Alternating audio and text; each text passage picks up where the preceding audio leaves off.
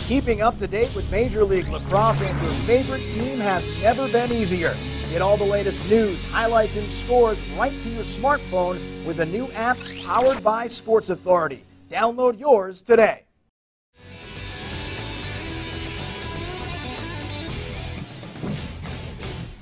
Welcome into your Major League Lacrosse Draft Recap Show. I'm Evan Washburn here with Quint and Evan, who I think may have predicted the first and second rounds maybe at 90%. I did well first, second round. I tell you, I got destroyed in rounds 3, 4, and 5, and then came up with a couple picks later than that.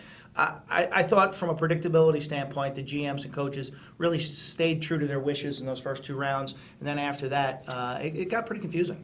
We're going to go team by team, give you a quick recap, maybe a grade on all 8 teams, starting with Boston. Quint, go ahead. Yeah, I rated Boston's draft somewhere down near the bottom. To me, this is, again, the defending champs. They don't have many opportunities for players to jump in. You pick a guy like Chris Boland and Kevin Cunningham on attack. I think one of those 2 players will emerge as a viable attack option for Boston. There's a team, Boston, right now that still lacks a left-handed attackman. Zach Greer and John Grant are sitting on Long Island's roster. Then they pick 3 long-stick midfielders, Mark Staines, Will Koshansky of Penn, and Chris Clements of Virginia, who offers some versatility in playing long stick or close. I think of those 3 long sticks, you potentially could pick up one player out of the 3. My main question mark is you have P.T. Ricci, you have Brian Farrell playing long stick already. You got 5 Poles all of a sudden you're introducing to your team. Is the thought to move Brian Farrell to close defense? I got to tell you, I was a member of the Boys Latin coaching staff when we tried it when he was in high school. It failed. He's not a close defender. Dave Kyle at Maryland tried it. It failed again. If Boston's thinking about moving Brian Farrell to close defense, that's a colossal mistake.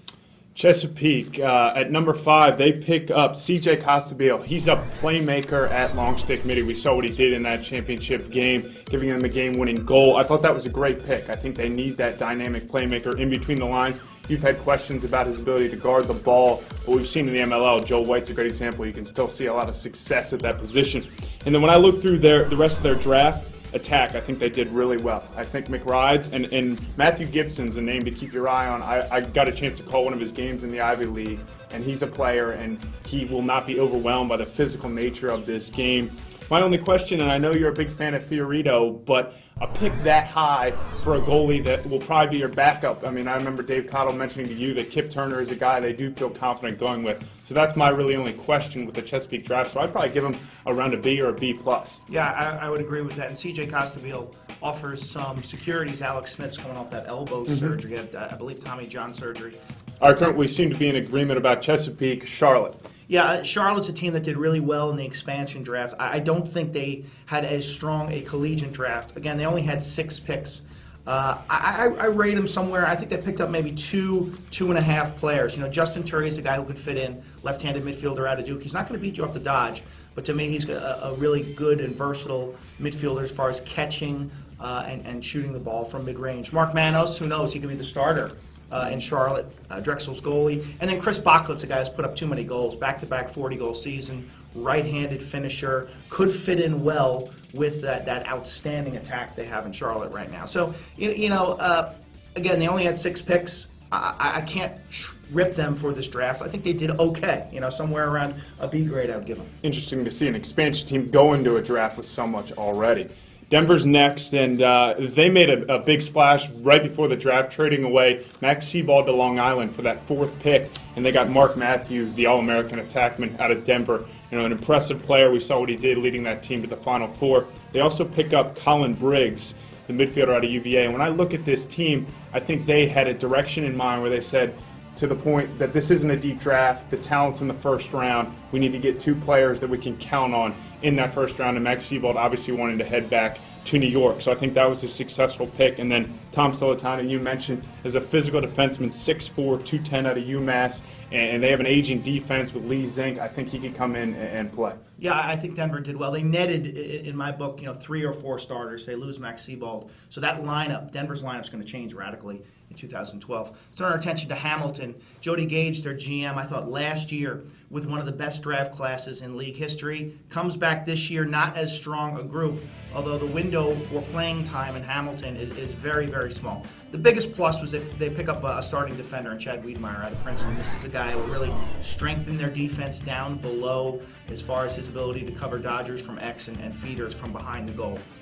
Matt Lovejoy, I think, was kind of a steal as well. Talented checker. He's a really active defender out of Virginia. Missed the end of last year with a shoulder injury.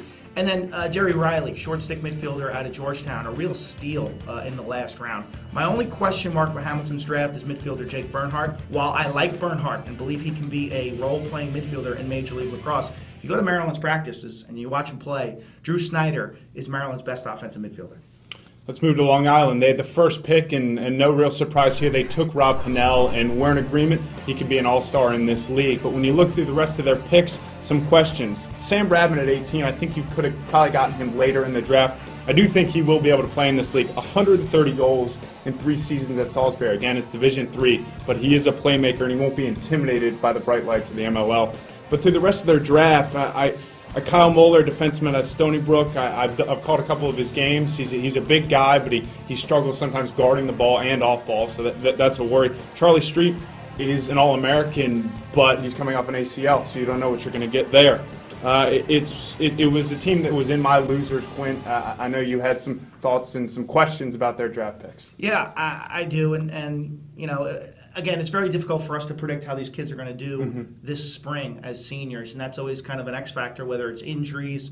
And one thing you have to also consider is that a lot of players will be tied up to Memorial Day weekend. They're going to miss about 4 games. And with that in mind, let's turn to Ohio, who drafted Steele Stanwyck, number 2 overall, and Rob Rotance, who scored 23 goals, midfielder, good speed, Duke University. If you can play midfield at a high level in the ACC, typically you can play in Major League Lacrosse.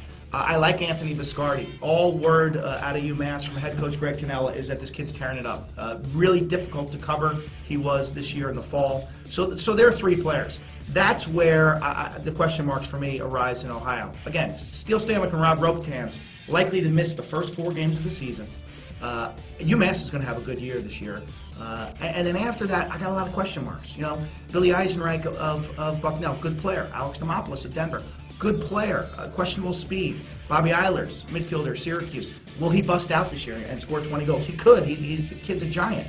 Marshall Burkhart's going to be a role player from Johns Hopkins. So when I grade Ohio, I said, yeah, you found 3 starters, but they needed to find 5 or 6 great players in this draft, and that's what disappointed me about Ohio's draft. Well, a team that did not disappoint was the Rochester Rattlers, and I think that we can say they got at least 4 or 5 players, depending on what Tim Henderson's availability is this summer, that can play and play at a high level for this team, that clearly responded to the coaching change under Tim Sudan. I got a chance during the draft to be sitting next to their draft table, and they had smiles from ear to ear as players continued to fall, and you could see that everything just fell in the right place for them. And it started with Mike Manley at number 3, a defenseman that can come in there and be their best defenseman from day one. And then right through the draft, Roy Lang, an athletic midfielder from California, but he's clearly adjusted to the game, an end-to-end player that Tim Sudan loves. He loves players that can play defense, but don't have to come off the field and come on and perform on the offensive end. Kevin Drew, an impressive defensive midfielder, and then a name that I would love seeing go to this team is Carter Bender. He wowed me in the America East Championship game. A big attackman, can play midfielder too, out of Canada. I think he will not again be overwhelmed by the physicality of the MLL. I think he can play day one and be a difference maker for him at attack or midfield. Yeah, I definitely agree with you. Rochester, to me, the big winner. I gave him a 4.5. I think they picked up 4 or 5 potential starters in this draft, which is outstanding. Well, that's it for our recap, and it will be interesting to see how these players perform, and then also see what players step up throughout the college season that will, again, make a difference this summer.